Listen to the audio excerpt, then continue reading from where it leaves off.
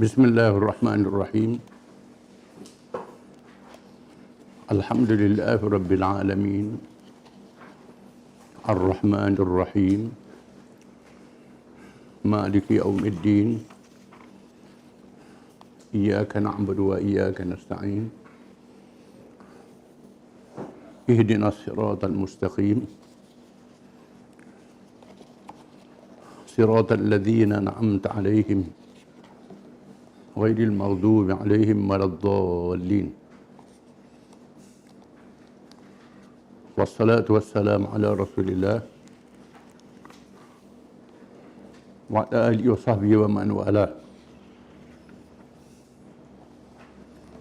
Rabbana zidna ilma warzuqna fahma. Kita sambung perbincangan tentang mazhab-mazhab Khawarij. Seterusnya mazhab Al-Ajaridah. Mereka ialah pengikut Abdul Karim bin Ajrad. Diambil kata Ajaridah. Yang pada mulanya menjadi pengikut Atiyah bin Al-Aswad Al-Hanafi. Kemudian dia mempunyai pendapatnya dan mengumpulkan pengikut. Ada juga ulama yang menyatakan bahawa Abdul Karim ini pernah menjadi pengikut Abu Bayhas. Tetapi akhirnya bertelengkah dengannya. Di antara ajaran mazhab ini menafikan surah Yusuf daripada Al-Quranul Karim. Surah Yusuf bukan daripada Quran, kata dia. Ini satu ajaran yang salah. Menafikan surah dalam Quran. Menurut mereka, surah Yusuf hanyalah satu kisah sahaja. Kerana di dalamnya ada perkara-perkara fasik, maka ia tidak termasuk daripada Al-Quranul Karim. Dan dalam surah ini ada kisah tentang cerita fasik. Cerita anak-anak Nabi Yaqub membuang Nabi Yusuf dalam telaga. Nabi Yusuf dipitnah oleh seorang perempuan yang cantik. Tapi Allah Ta'ala memeliharakan Nabi Yusuf. Memanglah dalam Quran banyak kisah Nabi-Nabi, termasuk kisah wali-wali, seperti Ashabul Kahfi, Zulqarnain, termasuk kisah orang-orang yang kafir, yang kuat menentang Islam, Fir'aun, Namrud, semua ada dalam Quran. Tujuannya untuk menjadi i'tibar. Tapi mereka ini menafikan surah Yusuf. Padahal surah lain ada lagi kisah-kisah. Ajaran ini salah. Yang kedua, kanak-kanak orang-orang musyrikin masuk ke neraka bersama ibu bapa mereka. Ini juga satu pahaman yang salah. Kerana Allah Ta'ala tidak menyaksakan hamba-Nya yang tak sampai seruan agama. Kanak-kanak musyrikin yang mati kecil, masuk neraka kerana ayah dia musyrikin. Itu tak betul. Seseorang tidak menanggung dosa seorang yang lain. Wala taziru waziratun wizra ukhra. Ayat Quran mengatakan seorang tak menanggung dosa seorang yang lain. Yang dosanya bapa dia, bukan dia. Allah Ta'ala tidak menyaksa ulama tersebut dalam kitab-kitab hadis yang banyak, antaranya meriwayatkan bahawa anak orang musyrikin akhirnya masuk syurga. Mereka diuji oleh Allah Ta'ala, macam-macam riwayatnya. Jadi pendapat ni salah. Yang kedua, mengerjakan dosa besar menjadi kafir. Ini dah diterangkan dulu. Kerana orang buat dosa besar jadi kafir. Alasan dia kerana ada hadis, dia ambil zahir hadis. Ini kerana mengaji hadis pakai guna akal. tak pakai sebabnya hadis, mengikut kaedah bahasa Arab yang betul. Di sana ada hadis man taraka as-salata muta'ammidan faqad kafara jihara. Barang siapa yang meninggalkan semayang sengaja jadi kafir. La yazni zani wa huwa mu'min. Seorang tak berzina kalau dia beriman. Itu ada hadisnya. Tapi maksudnya bukan makna orang buat dosa besar itu jadi kafir, tidak. Kerana perlu dihuraikan oleh hadis-hadis yang lain. Di antaranya sabit bahawa Nabi tidak menghukumkan orang yang tinggal semayang kerana murtad. Dan kecuali kalau dia kata semayang tak wajib, barulah jadi kafir. Kalau dia tinggal semayang dalam keadaan dia beriman semayang tu wajib, cuma dia malas, dosa besar. Termasuk mereka yang berzina, yang dihukum rejam, yang dihukum hudud. Mereka disembahyangkan jenazahnya oleh Nabi SAW. Kalau dia kafir, Nabi tak sembahyang jenazah dia. Ini bercanggah dengan hadis-hadis yang lain. Yang keempat, berhijrah hanyalah suatu fadilat, bukannya fardu. Berhijrah sebagai satu fadilat, bukannya fardu. Sedangkan mengikut Al-Quranul Karim, barang siapa yang duduk dalam negeri kafir, dia dijajah oleh orang kafir, akidah dia terancam, kalau dia berkuasa berhijrah, wajib berhijrah. Banyak ayat Al-Quran yang mengatakan wajib berhijrah. Dan Allah Ta'ala, mereka yang ada kuasa tak berhijrah. Firman Allah Ta'ala,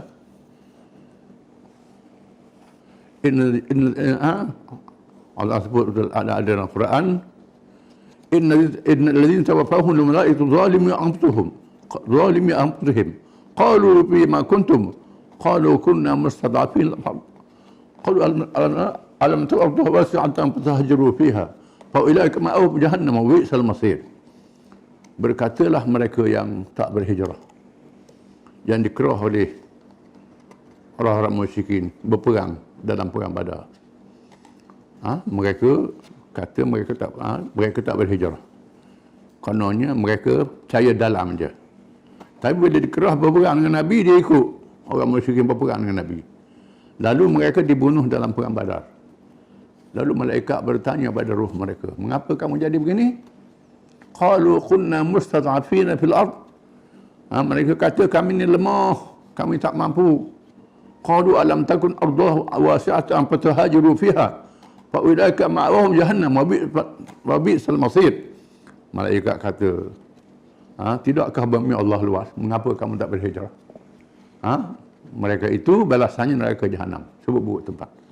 Ini menandakan hijrah itu wajib, bukan hijrah hanya fadilat. Jadi pendapat ini salah. Kemudian golongan ini berpecah pula kepada 15 mazhab kecil. Pecahlah 15 mazhab, terlalu banyak mazhab. Dia macam Syiah juga berpecah pada puluh-puluh mazhab. Jadi kita nak letak satu bakul tidak boleh. Nak pakai hukum semua. Jadi banyak mazhab. Ini mazhab Ajariyah ni pecah kepada 15 pula. Di antaranya Asy-Syu'aibiyah, mazhab Asy-Syu'aibiyah.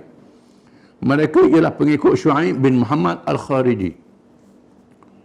Mereka menyalahi ahli sunnah dalam perkara perbuatan hamba, di mana mereka berkata bahawa hamba itu berusaha dengan qudra'nya sendiri, di samping berpegang dalam perkara imamah seperti golongan khawarij yang lain.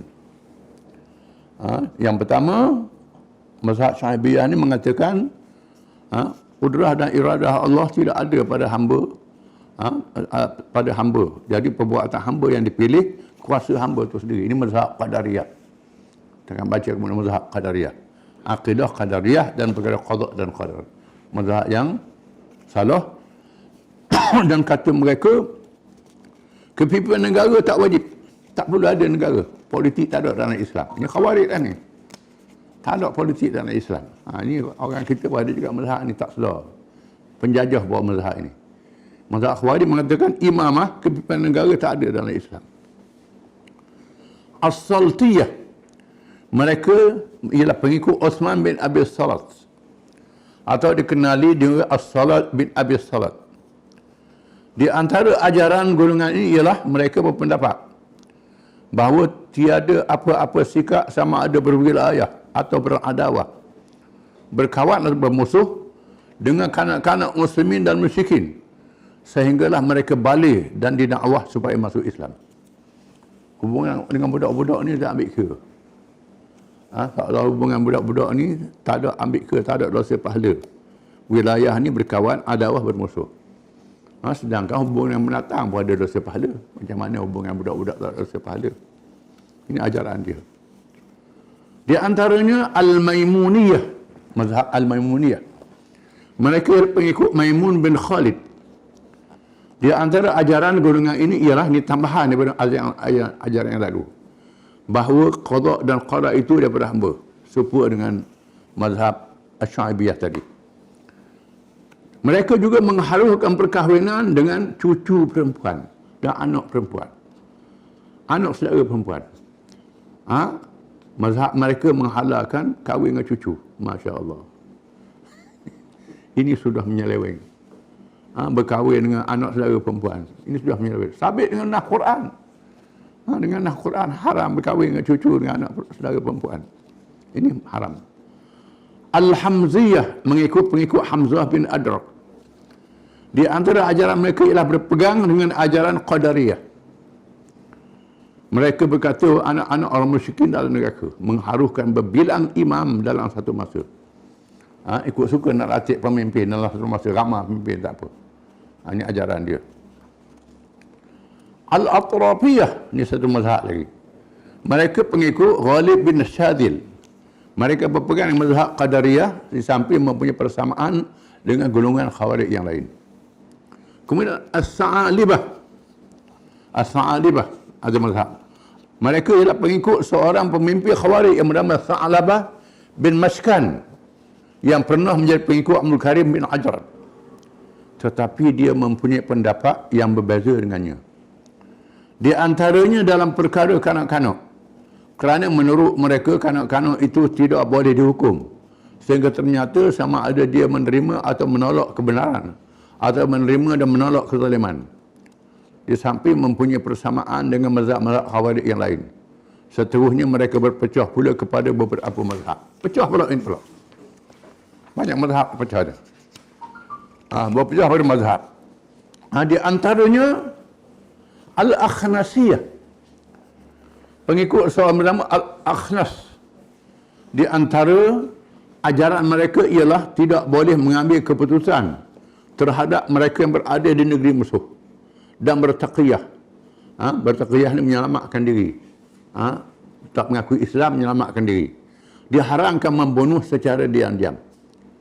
Tak boleh bunuh secara senyap-senyap. Termasuk musuh-musuh Islam. Di antara ajaran dia, orang Islam duduk di negeri musuh, tak boleh buat keputusan. Orang Islam duduk di negeri kafir. Tak tahu Islam ke kafir ke. Ini banyak orang Islam duduk di musuh, duduk di China, duduk di Rusia, duduk di mana-mana. Banyak Islam jugalah. Tapi puak ni mengatakan tak tahu dia Islam ke tidak. Ini ajaran salah. Kemudian orang yang bertaqiyah, orang yang dipaksa supaya dia jangan mengaku Islam, sedangkan hati dia Islam. Orang ni tak boleh hukum. Sedangkan mengikut Islam, dia diberi rukhsah oleh Allah Ta'ala. Allah Ta'ala beri kemudahan. Iman dia tak rosak. Dia membunuh secara diam-diam, tak boleh. Sedangkan dalam hadis, dalam sirah Nabawiyah, Nabi suruh sahabat dia bunuh Ka'ab bin Ashraf, seorang pemimpin Yahudi, bunuh secara diam. Kerana dia terlalu jahat, duduk di negeri yang sangat membahaya, seorang Yahudi yang sangat bahaya. Nabi izinkan sahabat membunuh Ka'ab bin Ashraf di waktu malam. Ini ada hadis. Yang kedua, mazhab Asy-Syaibaniyah. Molek nama bahasa Arab ramai. Mereka ialah pengikut Syaiban bin Salamah. Di antara ajarannya ialah berpegang dengan ajaran Jabariyah. Jabariyah ni orang curi kerana Allah Ta'ala buat dia jadi curi. Dia macam ada dosa lah dia. Dia merapok Allah Ta'ala, takdir dia merapok. Ni. Semua Allah Ta'ala mereka. Seorang hamba tak ada ikhtiar dan usaha. Dan menyatakan bahawa Allah itu tidak tahu sehinggalah dia menjadikan ilmu baginya. Dan menyerupakan Allah dengan makhluknya. Menyerupakan Allah dengan makhluk. Allah Ta'ala tak tahu makhluk dia nak buat apa akan datang. Ini semua ajaran mengarut. Yang ketiga, Ar-Rasyidiyah, pengikut Rashid At-Tusi. dia bertelengkoh dalam hukum fiqh dengan golongan yang lain. Di antaranya dalam menentukan qada zakat. Qada zakat lain dengan pendapat ulama lain. Mazhab. Di mana mereka berkata bahawa tanaman yang disiram dengan mata air atau air sungai, zakatnya 1/2 usyur. Tetapi golongan khawarij yang lain berkata bahawa zakatnya ialah usyur, 1/10. Ini bab zakat ni. Yang keempat, Al-Mukarramiyah, pengikut Mukarram bin Abdullah Al-Ajali. Di antara ajarannya ialah bahawa orang-orang yang meninggalkan sembahyang menjadi kafir. Bukan kerana meninggalkan sembahyang, tapi kerana tidak mengenal Tuhan, kata dia. Setiap dosa bermakna jahil berkenaan Allah, dan jahil dalam perkara ini menjadi kafir. Orang yang jahil tentang sifat Allah terus jadi kafir. Sedangkan disebut dalam hadis, orang yang percaya pada Allah Ta'ala walaupun dia jahil, Allah Ta'ala terima iman dia. Dan setiap dosa besar yang dilakukan menjadi kafir lah orang yang melakukannya. Sama dengan orang lain juga. Sambil itu mereka tidak sependapat dengan mazhab Sa'alibah yang awal dalam perkara yang lain. Perkara yang perlu dipahami, diketahui dan dipahami bahawa mazhab Sa'alibah dan pecahannya seperti golongan yang lain-lain juga yang dikira sesat dan menyeleweng daripada Islam yang sebenar, menyeleweng. Seterusnya mazhab Al-Baihaqiyah. Wallahu a'lam.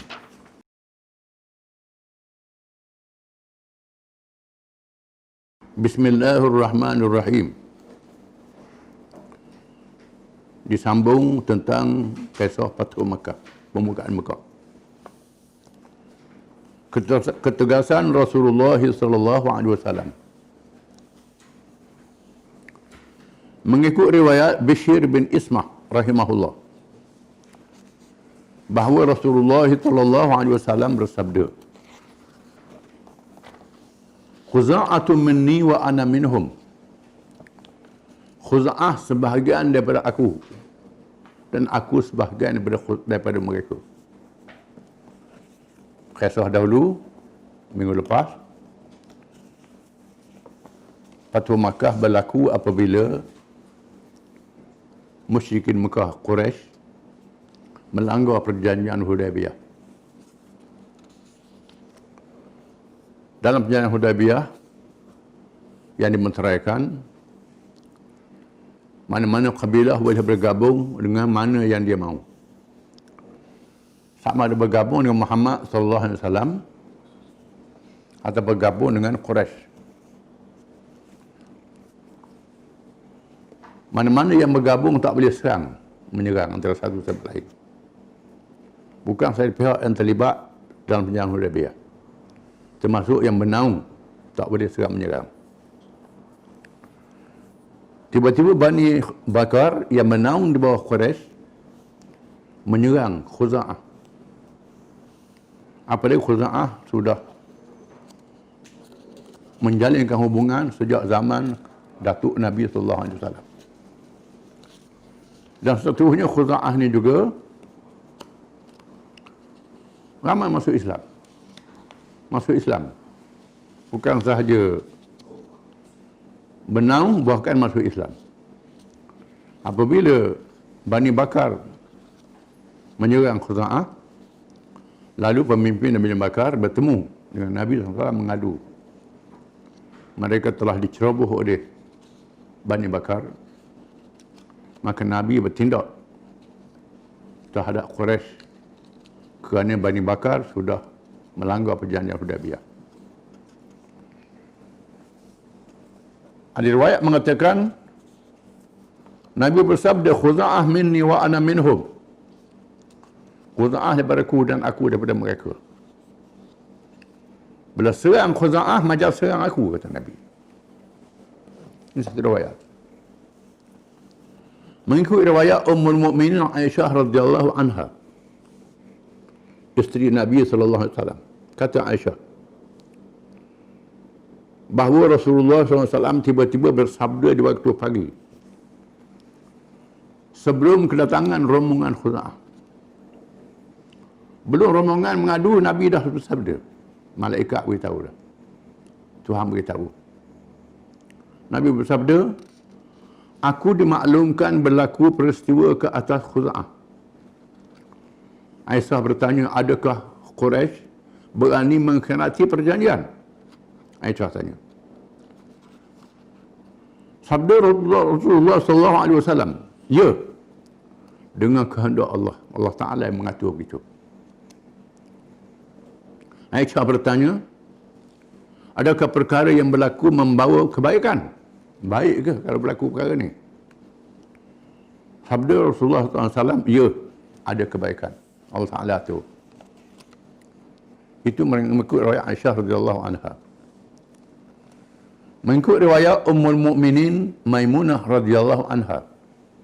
Ini isteri Nabi juga. Di waktu malam ketika Rasulullah SAW dalam gilirannya, baginda sedang berwuduk tengah malam. Baginda berwuduk tengah malam gelap. Tiba-tiba bersabda, ya, ya, ya, 3 kali. Aku dijanji kemenangan, aku dijanji kemenangan. Aku dijanji kemenangan 3 kali. Setelah selesai berwuduk, aku bertanyakan Rasulullah SAW, mengapa mengulangi kata-kata itu seolah-olah bercakap dengan sesiapa? Tak ada orang cakap dengan siapa Rasulullah. Sebut tu. Macam cakap dengan orang. Rasulullah SAW bersabda, aku mendengar rayuan Khuza'ah meminta pertolongan. Rayuan Khuza'ah yang mengadu, diserang, aku dengar. Sapa ke Nabi dengan kuasa Allah Ta'ala. Masa itu tak ada wireless, tak ada telefon. Ini termasuk dalam perkara mukjizat. Perkara mukjizat. Mendapat pengetahuan tentang pencabulan Khuza'ah menyerang, diserang oleh Bani Bakar.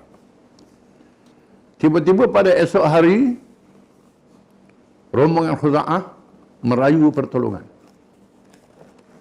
Esok hari sampai rombongan Khuza'ah merayu bahawa mereka sudah diserang oleh Bani Bakar. Bermakna perjanjian Hudaybiyah sudah dicabuli. Sudah melanggar perjanjian. Ini mengizinkan Nabi menyerang Mekah kerana Quraisy mencabur perjanjian. Persediaan dan kerahsiaan. At-Tabarani meriwayatkan bahawa Rasulullah SAW telah memerintah Ummul Mukminin Aisyah radhiyallahu anha membuat persediaan 3 hari sebelum ketibaan rombongan Khuza'ah. 3 hari belum rombongan Khuza'ah sampai, Nabi SAW Aisyah bersiap nak keluar jauh. Tanpa diberitahu tempat yang menjadi sasaran, tak beritahu nak pergi ke mana. Ini rahsia peperangan, strategi peperangan. Seorang pun tidak mengetahuinya. Tak siapa tahu. Apabila Abu Bakar radhiyallahu anhu datang mengunjung dan melihat persediaan itu, ia bertanyakan anak Aisyah, persediaan untuk apa dan ke mana? Nampak bersiap ni nak Rasulullah nak pergi ke mana? Tak ada arahan. Aisyah menjawab, demi Allah, tidak tahu, tak tahu. Ini strategi peperangan. Tak diberitahu ke mana nak pergi. Tiba-tiba 3 hari selepas itu datang rombongan Khuza'ah. Merayu pertolongan. Datang pula Abu Sufyan. Rombongan Khuza'ah tiba, merayu bahawa mereka sudah diserang oleh Bani Bakar yang bernaung di bawah Quraisy. Kemudian Abu Sufyan yang menjadi pemimpin Mekah datang pula minta sambung perjanjian Hudaybiyah. Maka diketahui bahawa Mekah akan menjadi sasaran. Dan Rasulullah SAW mengisytiharkan supaya bersedia untuk berperang ke Mekah. Seterusnya bersabda, wallahi la aghzuwanna Quraisyan 3 marratin. Nabi bersabda, demi Allah, aku pasti memerangi Quraisy. Diulang 3 kali. Kemudian baginda bersabda, berdoa kepada Allah. Nabi berdoa, Allahumma khudhil uyun wal akhbar an Quraisy hatta nubghitaha fi biladiha. Ya Allah Tuhanku, tutupkanlah penglihatan dan berita ke atas Quraisy sehingga kami mengejutkan mereka di negeri mereka. Nabi merancang untuk melancarkan serangan mengejut. Nabi minta Allah Ta'ala lindungkan berita tentang persiapan untuk menyerang Mekah, supaya Quraisy tak tahu. Seterusnya diikuti langkah menyembunyikan dengan mengatur taktik dan strategi perperangan, iaitu mengarahkan satu pasukan yang dipimpin oleh Qatadah bin Rubai dengan beberapa orang anggota di awal Ramadan, bulan Ramadan, supaya menuju ke lembah Azam yang terletak di antara Zi Khashab dan Zi Marwah, beberapa kilometer dari Madinah. Lembah yang menghala ke arah bertentangan daripada Mekah dengan tujuan mengelirukan musuh. Seolah Rasulullah SAW akan bergerak ke arah itu. Seterusnya mereka diperintah supaya menuju ke Mekah, bergabung dengan bala tentera yang besar. Nabi suruh satu pasukan peninjau. Mekah duduk di selatan atau di timur, belah selatan. Dalam peta tu duduk belah timur, belah selatan. Nabi suruh peninjau pergi ke belah utara, belah ke arah barat, untuk mengeluruskan musuh. Seolah Nabi nak pergi ke lain, bukan nak pergi ke Mekah. Ini taktik peperangan. Tok Bama kita bila nak pergi ke Mekah pakai naskah, tebuk rumah. Kalau nak matahari jatuh, turun kalau saya naik, buat pintu lain. Itu Bama tu. Nabi nak berperang. Taktik perang. Kita panggil naskah, tu panggil. Naskah Nabi ni taktik peperangan. Bukan kerana siap amaja. Itu kena faham. Itu salah tu. Nabi buat itu untuk taktik peperangan. Taktik kerahsiaan dan merancang adalah perkara penting yang dilakukan oleh Rasulullah SAW, bukan semata-mata berdoa dan bertawakal kepada Allah. Menandakan ikhtiar itu ada. Taktik ada, walaupun Nabi mendapat pertolongan daripada Allah, tapi masih ada ikhtiar. Merupakan kewajipan yang perlu dilakukan oleh manusia yang dikurniakan akal dan kebijaksanaan anugerah Allah Subhanahu wa taala. Allah berfirman, "Laqad kana lakum fi Rasulillahi uswatun hasanah liman kana yarjullaha wal yawmal akhir wa dzakarallaha katsira." Surah Ahzab ayat 21. Sesungguhnya Rasulullah SAW adalah ikutan yang terbaik kepada sesiapa yang mengharapkan Allah dan hari akhirat. Di mana banyak cerita-cerita Rasulullah ni dipelajari di akademi-akademi tentera barat. Orang barat mengambil cerita-cerita Nabi untuk ilmu peperangan. Tapi kita orang Islam belajar dengan barat. Barat ambil dengan kita. Itu jadi terbalik. Jadi banyak. Dia ada satu buku yang terkenal dikarang oleh Jeneral Mahmud Syekh Khattab, seorang Jeneral Iraq almarhum yang sudah meninggal dunia, di mana banyak dia mengumpulkan peperangan Islam dan diambil oleh orang barat untuk diajar di akademi tentera.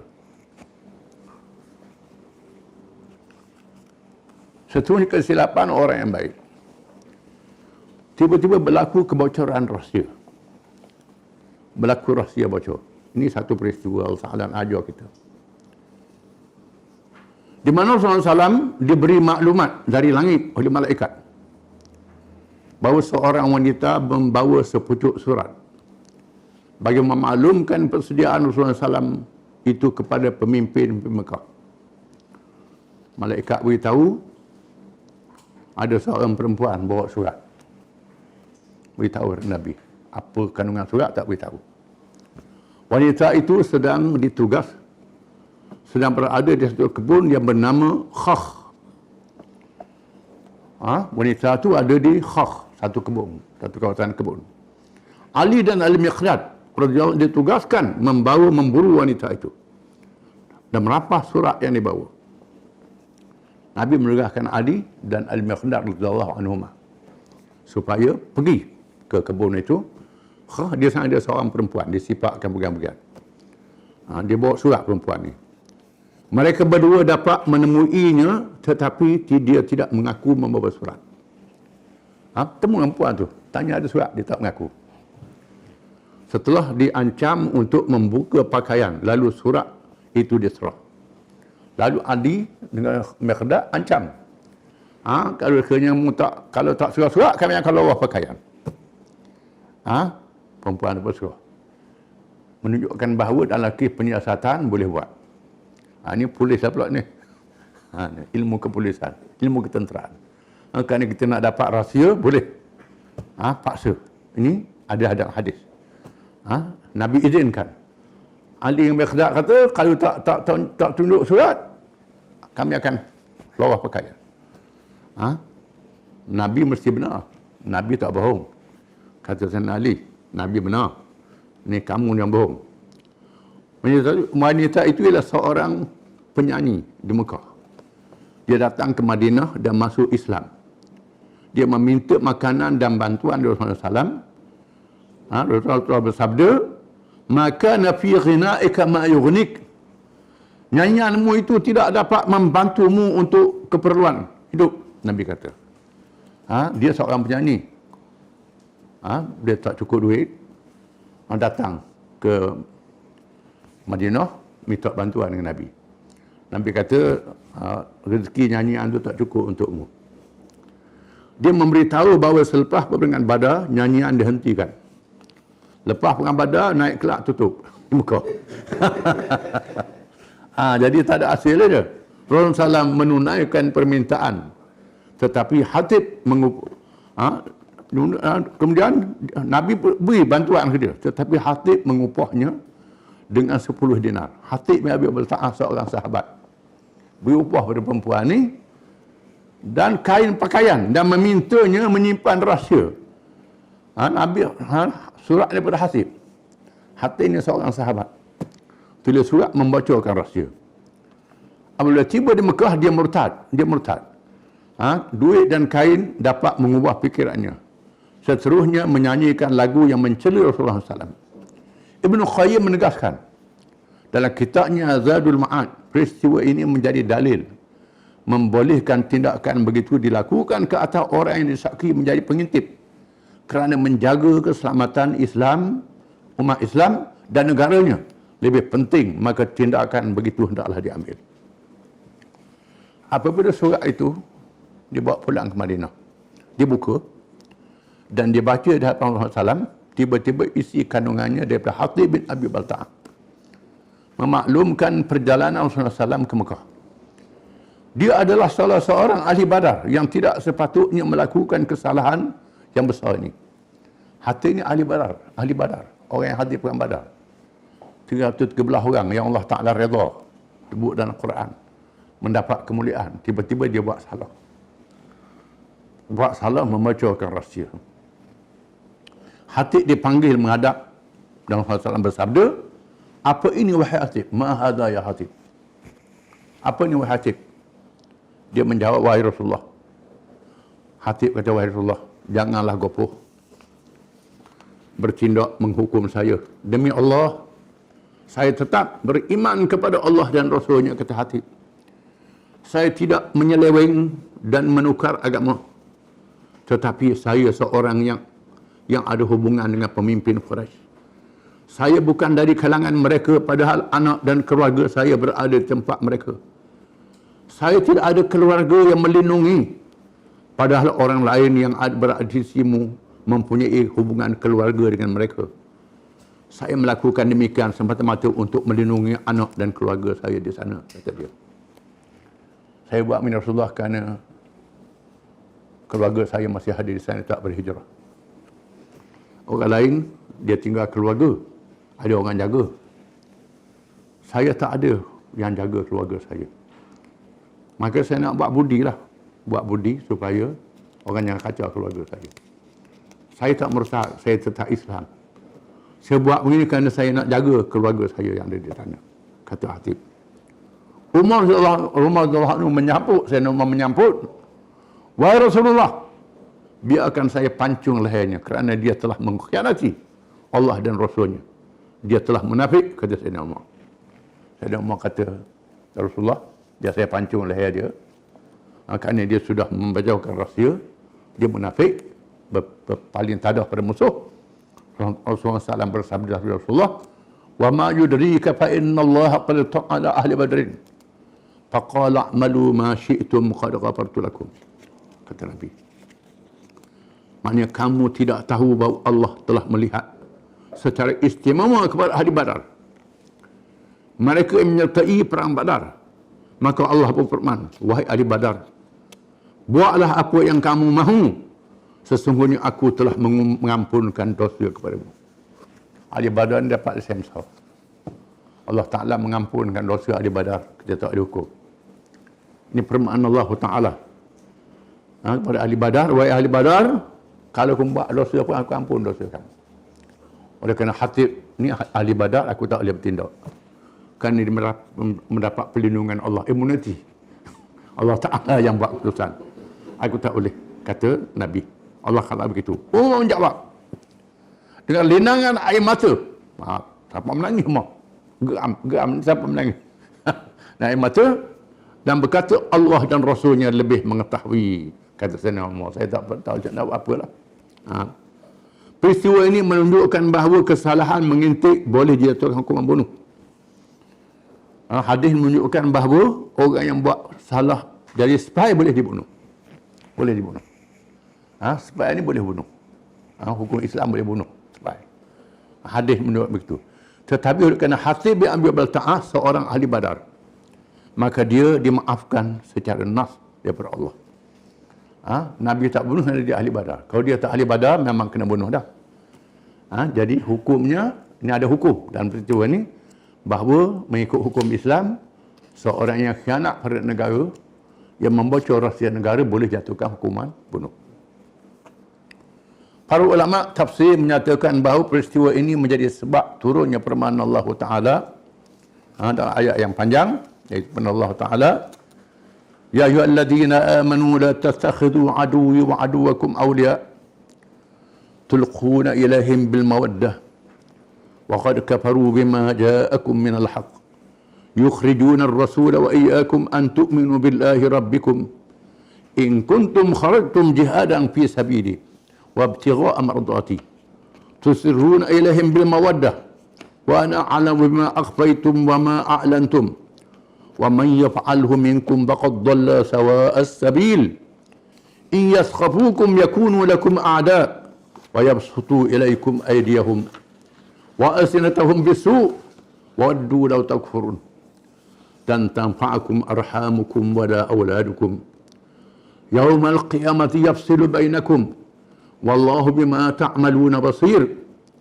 قَدْ كَانَتْ لَكُمْ أُسْوَةٌ حَسَنَةٌ فِي إِبْرَاهِيمَ وَالَّذِينَ مَعَهُ إذ قالوا لقومهم إنا براء منكم ومما تعبدون من دون الله كفرنا بكم وبدا بيننا وبينكم العداوة والبغضاء أبدا حتى تؤمنوا بالله وحده إلا قال إبراهيم لأبيه لأستغفرن لك وما أملك لك من الله من شيء ربنا عليك توكلنا وإليك أنبنا وإليك المصير ربنا لا تجعلنا فتنة للذين كفروا واغفر لنا ربنا إنك أنت العزيز الحكيم. Surah Al-Mumtahanah ayat 1 hingga 5. Sebab turun ayat ini ialah kerana peristiwa Hatib bin Abi Balta'ah. Maksudnya, wahai orang-orang yang beriman, janganlah kamu mengambil seteruku dan seteru kamu menjadi teman rapat dengan cara kamu sampaikan kepada mereka berita-berita rahsia orang-orang mukmin dengan sebab hubungan baik dan kasih mesra yang ada di antara kamu dengan mereka. Sedang mereka kufur, ingkar terhadap kebenaran Islam yang sampai kepada kamu. Mereka pula telah mengeluarkan Rasulullah SAW dan juga mengeluarkan kamu dari tanah suci Mekah disebabkan kamu beriman kepada Allah Tuhan kamu. Janganlah kamu berbuat demikian jika sebenarnya kamu keluar untuk berjihad pada jalanku dan untuk mencari kerajaanku.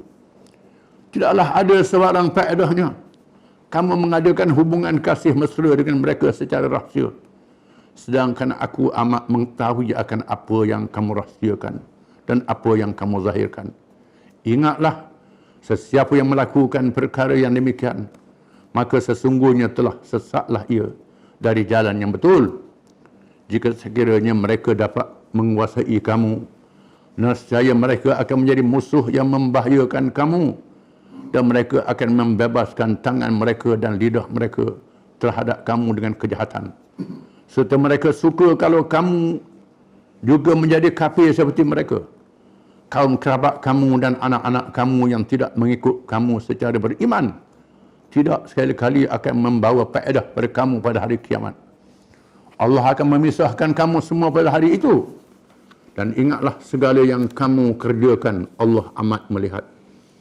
Sesungguhnya adalah menjadi ikutan paling baik bagi kamu cara Nabi Ibrahim dan pengikut-pengikutnya semasa mereka berkata kepada kaumnya yang kufur, sesungguhnya kami berlepas diri daripada kamu dan daripada apa yang kamu sembah selain dari Allah. Kami kufur ingkar terhadap segala penyembahan kamu, dan dengan ini nyatalah perasaan permusuhan dan kebencian di antara kamu dan kamu selama-lamanya, di antara kami dan kamu selama-lamanya, sehinggalah kamu menyembah Allah semata-mata. Tetapi janganlah dicontohi perkataan Ibrahim perbapanya, aku beristighfar kepada Tuhan untuk mengampunkan dosamu, dan aku tidak berhak menahan seksa dari Allah sedikit jua pun.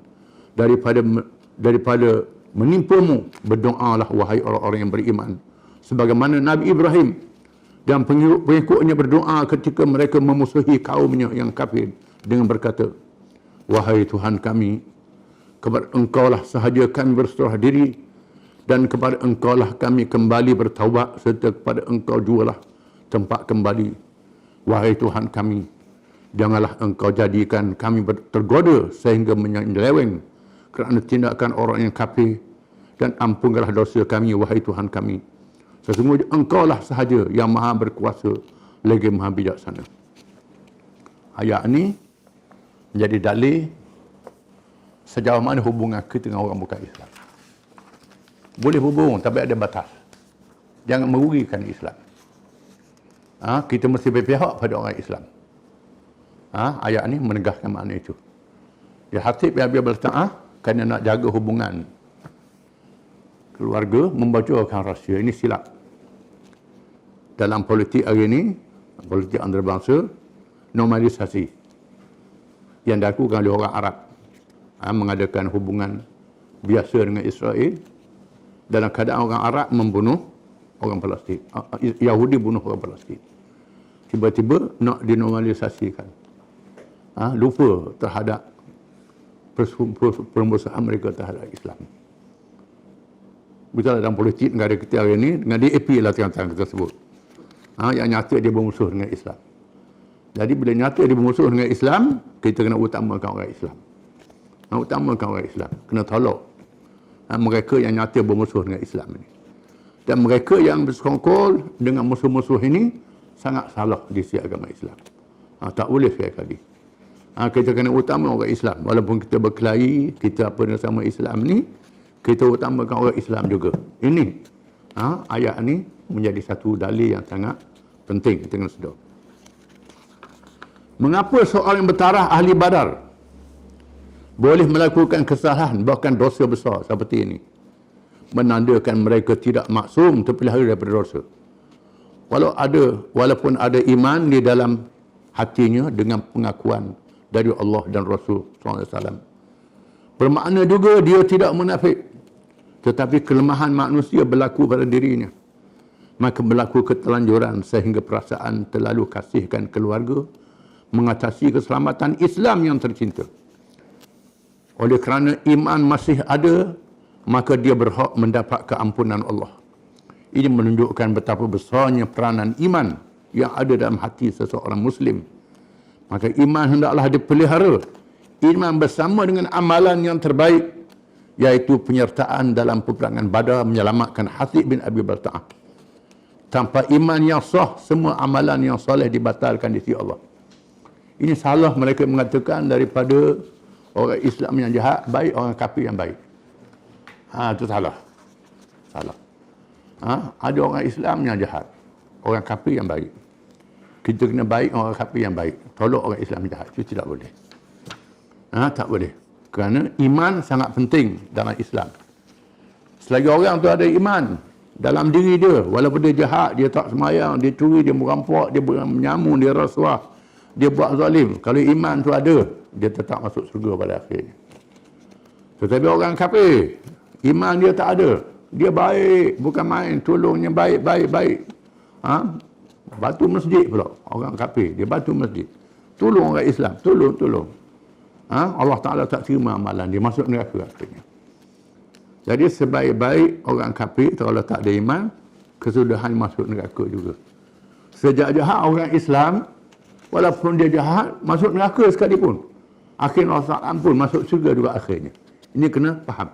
Ini satu titik sempadan yang sangat penting yang kita kena, saudara kita kena faham. Wallahu a'lam.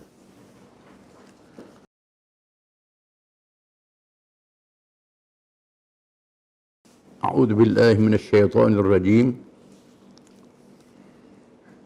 يا أيها الذين آمنوا أنفقوا مما رزقناكم من قبل أن يأتي يوم لا بيع فيه ولا خلة ولا شفاعة والكافرون هم الظالمون.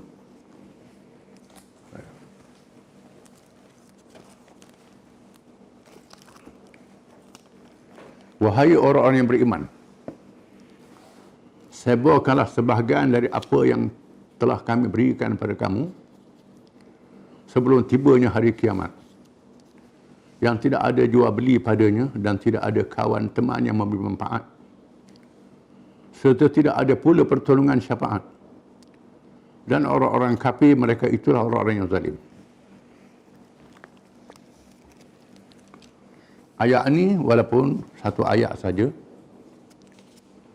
memberi makna yang sangat besar supaya kita mengerjakan amal yang soleh dalam masa kita hidup di dunia ini. Di antara amal soleh yang paling mencabar ialah amal menggunakan harta.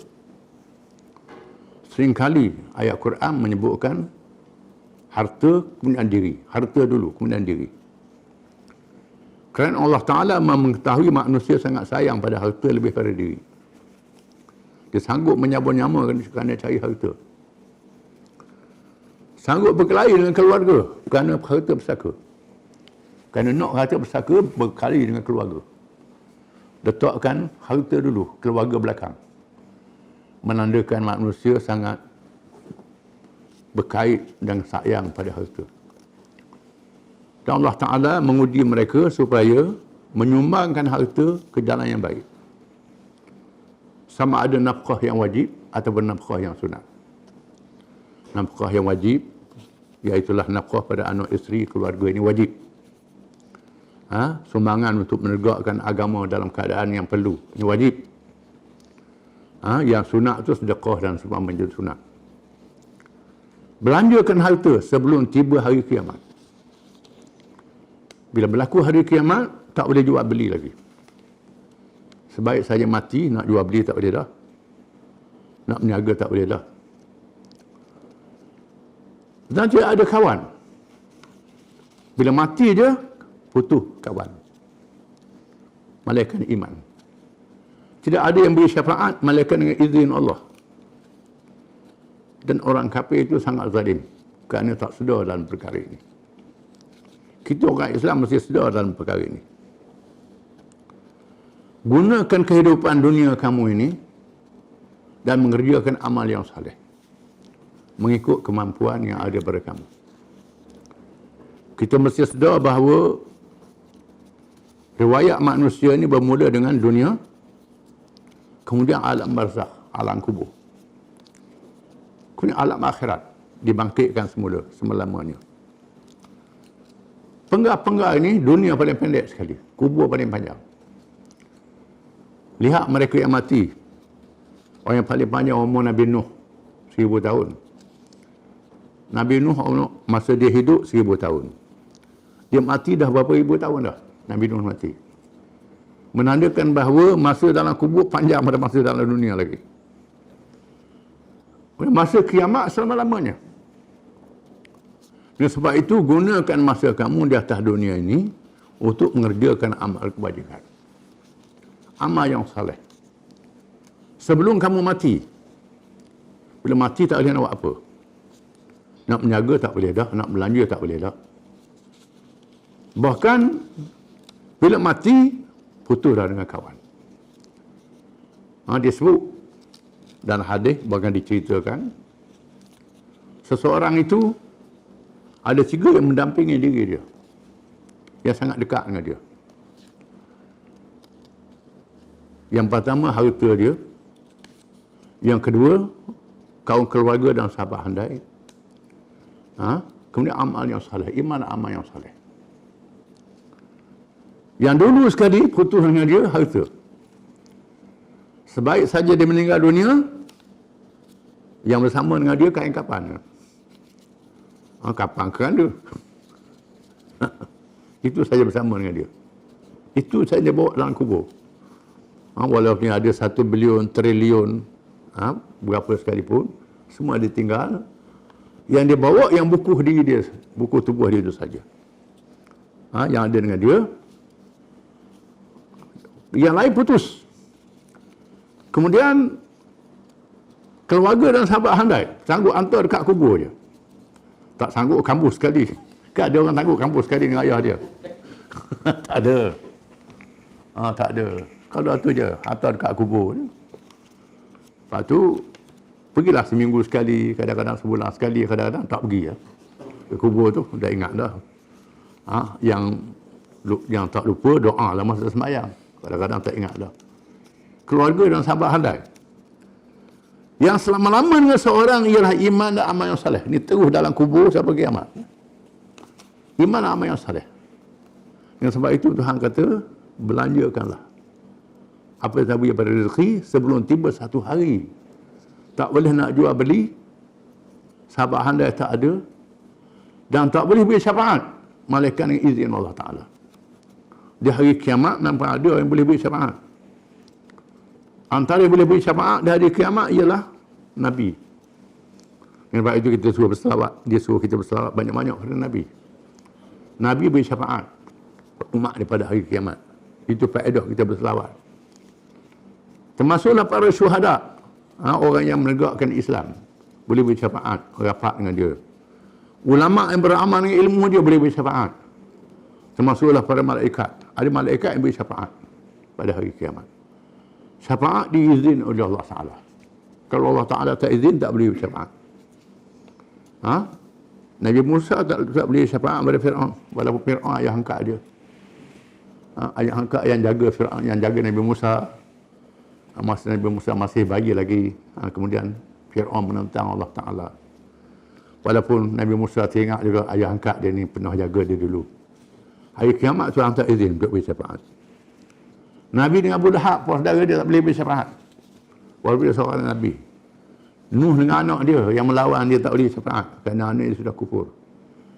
Syafaat hanya diberi yang Allah Ta'ala izin saja. Wal kafiruna humuz zalimun. Dan orang-orang yang kafir yang tak percaya sangat zalim. Ini ulama kata mujur lah. Kata Atha' bin Dinar, mujur wal kafiruna humuz zalimun. Orang-orang yang kafir itu zalim. Mujur Tuhan tak kata orang yang zalim itu kafir. Kalau Tuhan kata orang yang zalim itu kafir, berat kita. Zalim sikit jadi kafir. Tidak. Orang kafir mesti zalim. Orang zalim tidak mesti kafir. Hanya ayat makna itu. Ada orang dia zalim, dia tak kafir. Tapi orang kafir mesti zalim. Balik, baik macam mana pun, mesti zalim. Meletakkan sesuatu kena pada tempatnya. Ini ayat yang sangat menarik. Wallahu a'lam. Cukup lagi ni.